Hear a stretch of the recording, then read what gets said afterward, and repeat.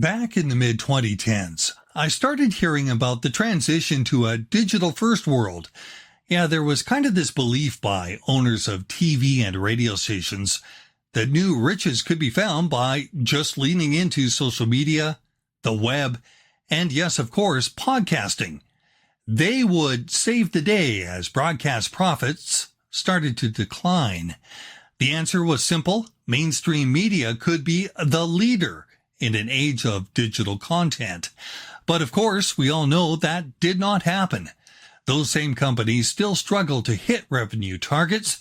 Stock prices have dropped, listenership has dropped, and hopes for stable employment most certainly have dropped.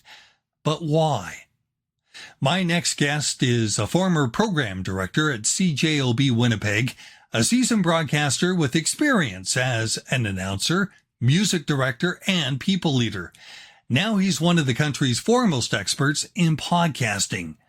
We chat with the SoundOff Media Company owner and the host of the successful and long-running SoundOff podcast, Matt Cundill. Broadcast Chronicles, revealing the most surprising, compelling, and even shocking stories behind some true characters from the other side of the microphone. Here's Bruce Claggett. To understand his vision for podcasting, let's go back to 2014, a time when Matt Cundill's days at CJOB came to an end with, as they say, luck in his future endeavors. Matt, let's start right there. What happened? I think you got to roll it back a year or two when social media starts to get really, really serious. It hits its seventh year. Everything good happens in around year 7. And that's what happened with social media. And I started to create a number of, flags for the corporate people above me. And I said, we're losing space and we're going to need to make some changes here with how we deliver our audio product.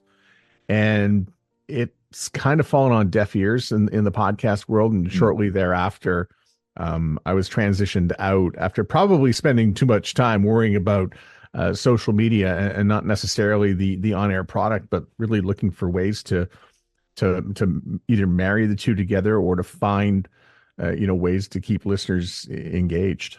I find with corporate media, they hang on to something. They come to the party late and they stay too long. And when they find any sort of change, they really don't know how to adapt. And that kind of, to me, is a little bit different than some of the entrepreneurial small operators or even people that start off as themselves.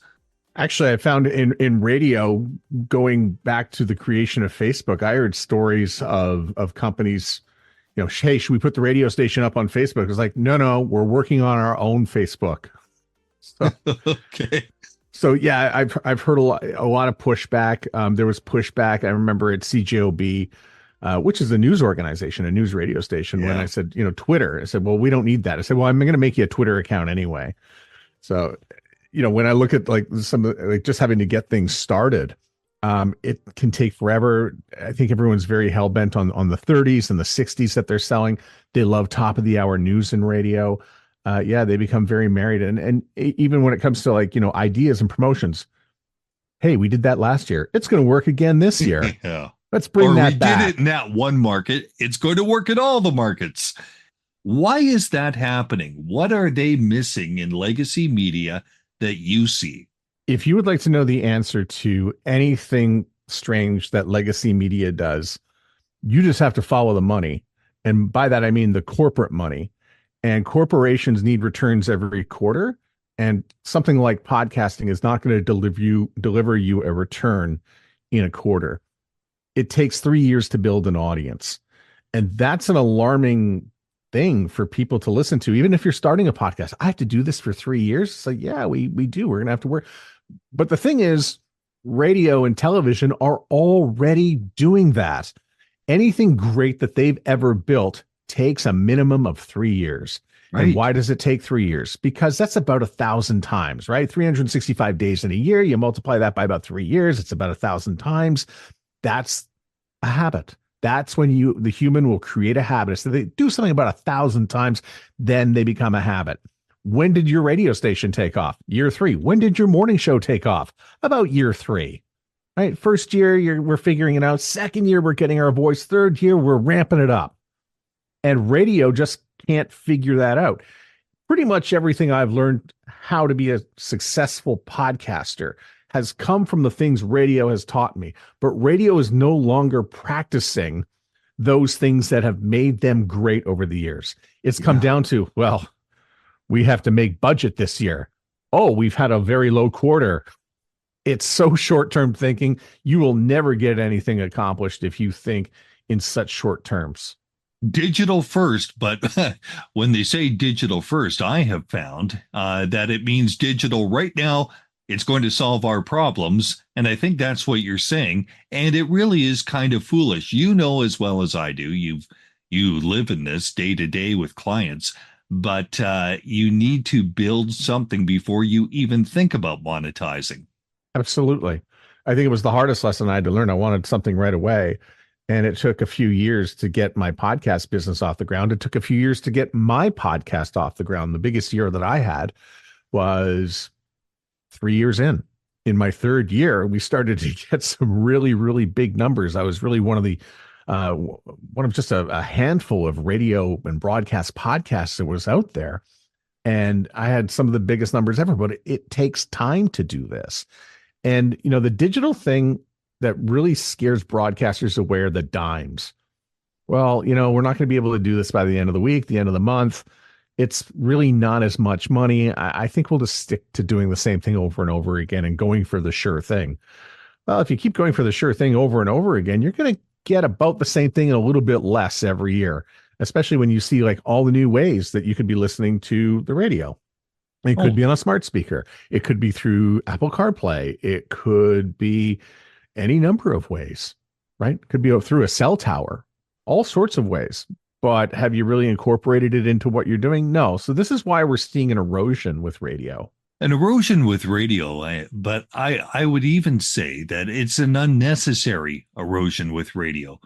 The business model has changed over the years, and podcasting's not doing that. The product, the content really is important, and it's growing, and it's embracing something. I would say, as an observer coming in new to it, it's embracing something that says, yeah, it's got to be good because the competition is already there. So it's always been about attention.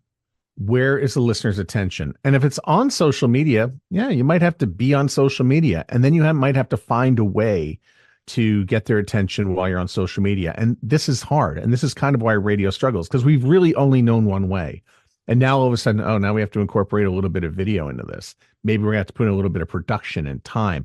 And my favorite is, where is the ROI on that? I'm like, excuse me? Like, where's the ROI on doing this? I don't know, but we just sent the morning show down to the hospital to pass out teddy bears. Do you need the ROI on that? Or do we just know that it's the right thing to do? Right. So we have a very difficult time, especially if you're a program director in one of these places, trying to get past yourself, creating problems. I mean, so often program directors would create problems for themselves instead of like maybe leaning on the staff that you're constantly cutting back on coming up with the solutions to fix the problem. So yeah, it's going to be a little bit more expensive, especially if you're going to have to delve into video. If we go back to some of the skills you ended up picking up, but you take forward into your business now, those all came from radio. So congratulations, radio. You did a fantastic job. Program director.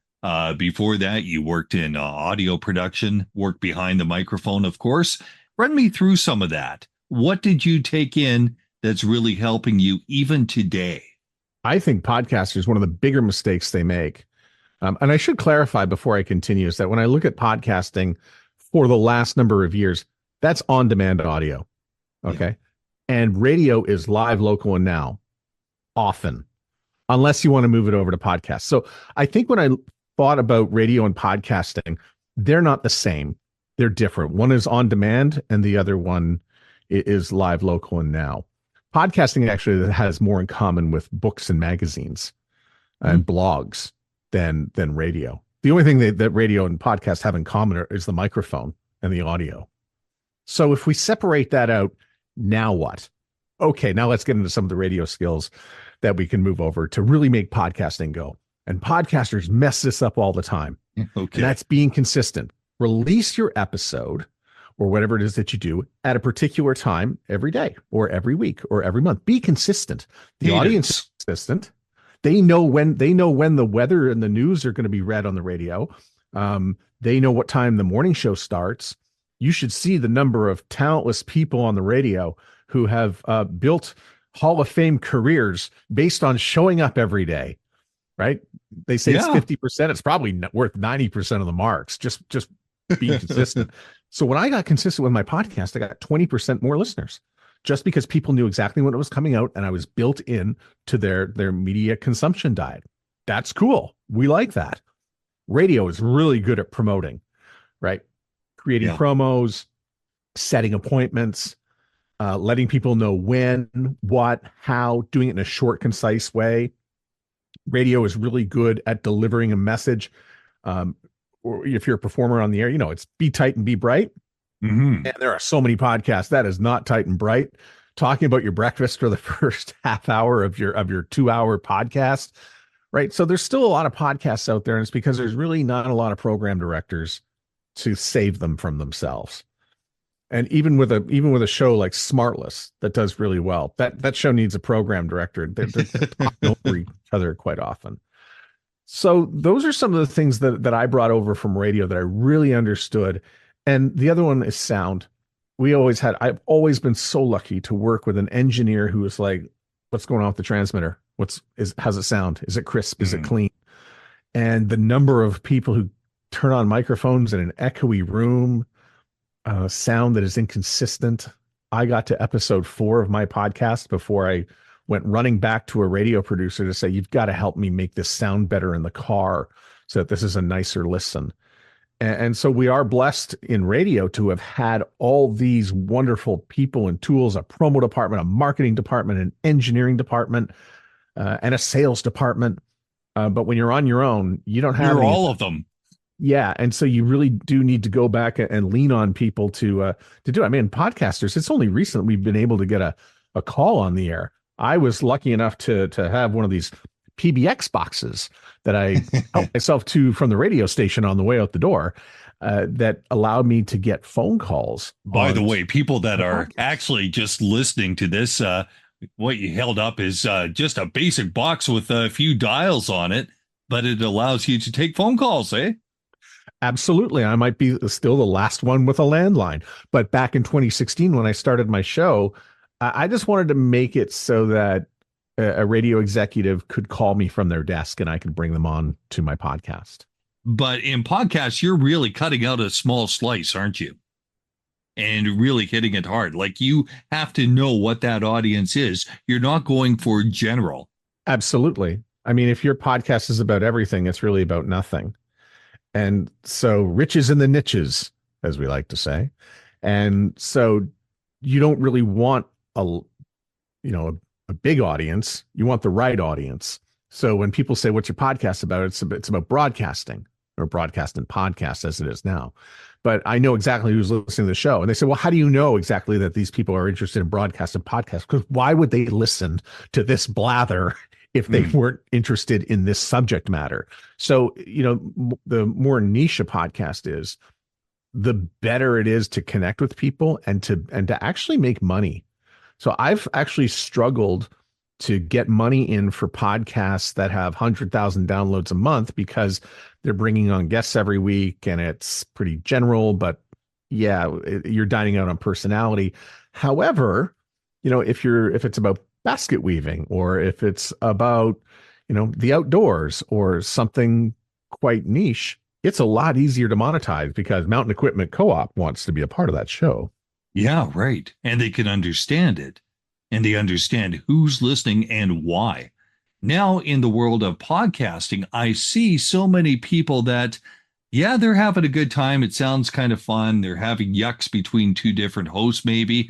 Geez, I don't know if they really understand audience. Well, when it comes to audience, I think a lot of people want a concrete number. So why do we measure audience? Often it's for advertisers. It's a piece of currency that can be used to exchange money between the ads and the media. So if you're in radio, you're using PPM. Well, let's talk about that technology for a little bit. Are we really sure that a few hundred meters are going to give us the proper numbers for people who are actually listening? No. And we know it doesn't really work very well, but somehow advertisers are comfortable dining out on that number. And when it comes to podcast, we actually do have some solid data. And the numbers that will come back might be in the hundreds, might be in the thousands, but we're really only given two pieces of data back. One of them is the IP address. And from that, we can sort of deduce where the person has downloaded this episode from. And we also know the device. It could be a computer. It could be a phone. The phone could be an iOS phone for Apple. It could be an Android. And what app was used? Well, it could have been Overcast. It could have been Apple Podcasts. It could have been Spotify. And so from that, we are able to gather some stuff. And then if you go inside Apple and Spotify, you can actually see two other nice numbers. TSL, your audience is going to know that that's time spent listening.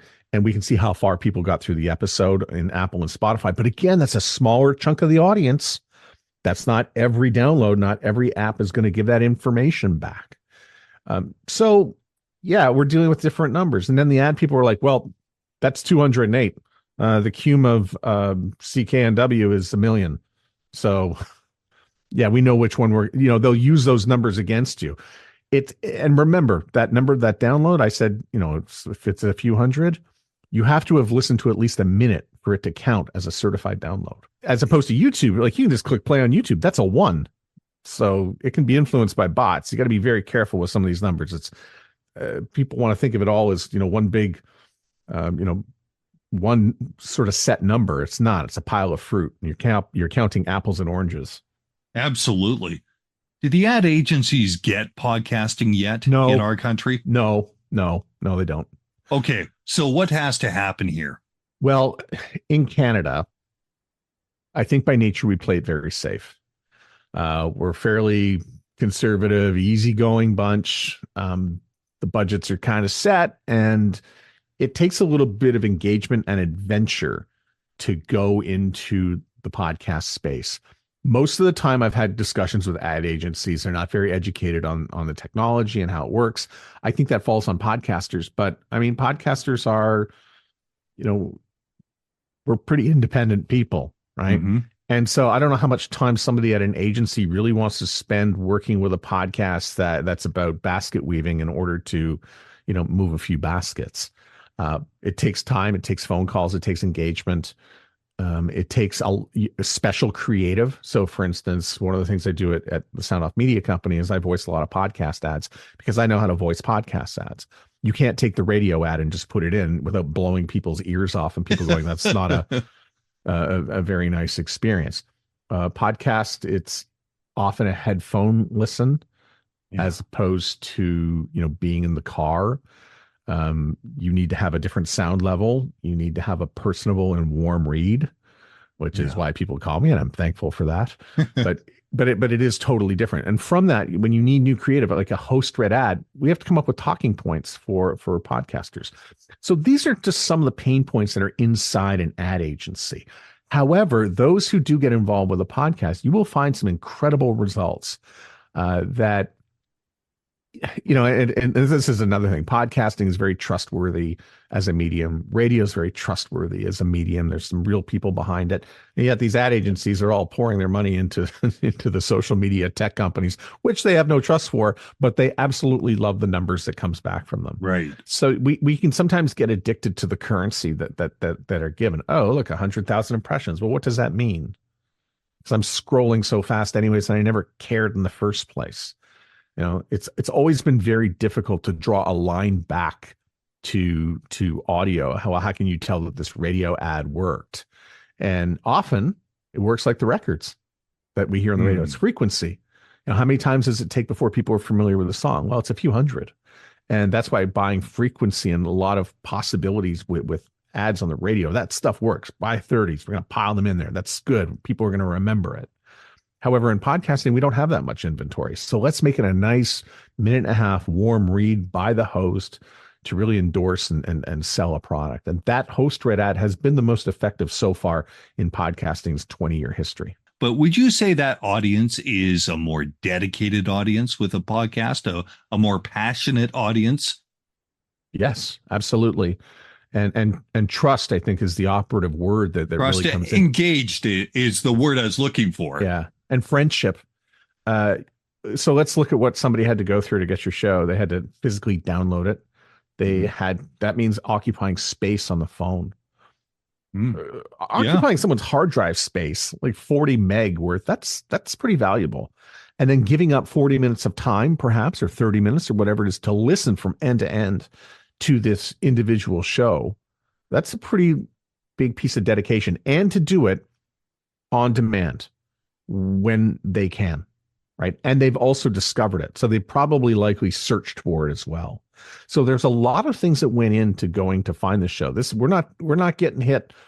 We don't have 15 choices on the radio. You have 4 million podcasts to choose from.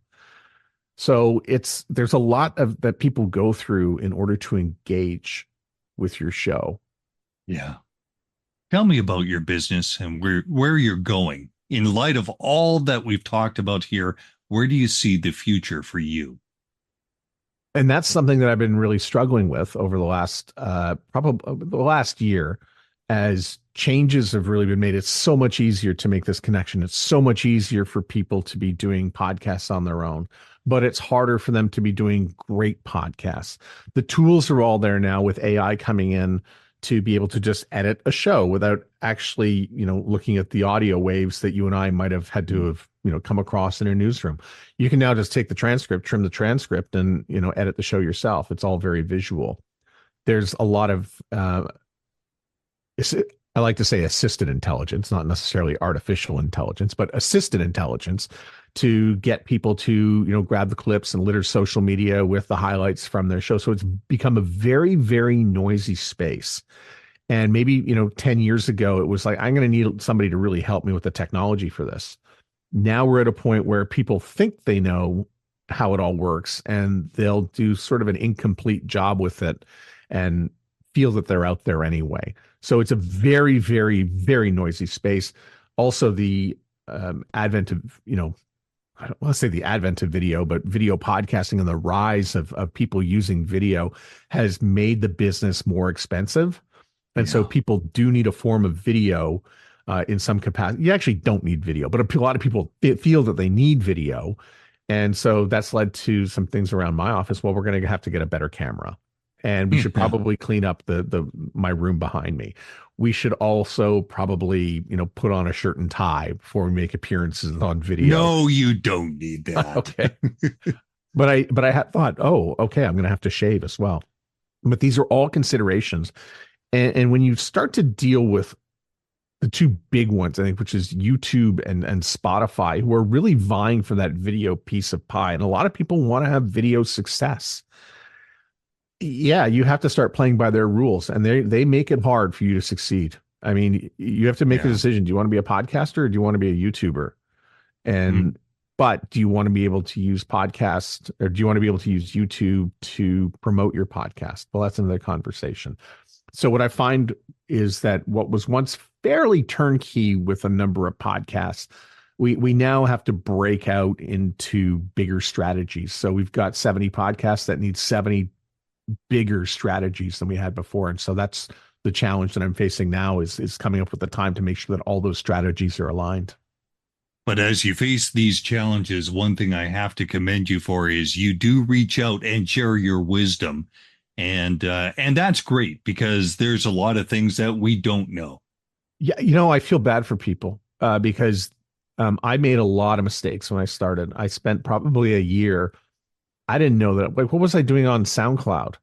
And somebody helped me. It was Mark Ramsey, actually, who was a radio consultant. He said, "What are you doing on SoundCloud? It's just a bunch of bots. They're not counting properly." I said, "Oh, okay. So how do we count properly?" And then we learned how to get into metrics. And I've got 4 metric services, which does all the counting. Because what's a radio program director do? They love numbers. They can deduce and make decisions based on numbers. And that's what I do. In fact, I even make my numbers public for a few podcasts, including the SoundOff podcast. People can go and look at my numbers. Got nothing to hide. I want you to learn from it. And I want, if it's going to make the space better. And if we can all get closer and on the same page, we will be able to speak to those ad agencies and reap the rewards that I know we can provide advertisers. And the SoundOff podcast is a must, I would say. I'm saying it is really a go-to place for those that want to see and feel how things are done. I just realized I'm in year 9, and I feel like I'm adding a chapter to the book every week. Yeah. And we add another chapter every week to see where it goes and what we're learning. I used to promote episodes going back about 3 years because I could, and a lot of it was relevant, but I'm finding that we need to really sort of keep it a little bit less evergreen because so many new things are coming in. I don't know that I can go back and promote something from 3 years ago because I think that technology has sailed. So we are moving into some really, really new territory with podcasting, to the point where if you just have a YouTube show, it's a YouTube show, but people are calling it a podcast. It's not a podcast, but people are calling it that, right? I like the term show better than podcast. Matt, thank you so much. I really appreciate your time. This has been wonderful. We'll have to do it again when I'm further into my podcasting and my learning experience, because I'm right at the mistake level right now. Oh, we'll get you past those mistakes super, super fast. Just keep listening and reach out. Like, that's another thing. If nobody understands, just ask me. I'm happy to answer the question free. It's not like I'm going to charge you or anything. Because again, we're all in this together. The SoundOff podcast is a great listen for those interested in all aspects of music, broadcasting, podcasting, and how the business works. As for understanding next steps in this country's digital media landscape, Matt Cundill himself, a must follow for those hoping to succeed. Broadcast Chronicles is written and hosted by Bruce Claggett. Music, Follow Your Heart via Upbeat. Graphic design, Creative Shovel. I'm Sarah McKenzie. Subscribe to Broadcast Chronicles wherever you download your favorite podcasts. This has been a BFC Communications production.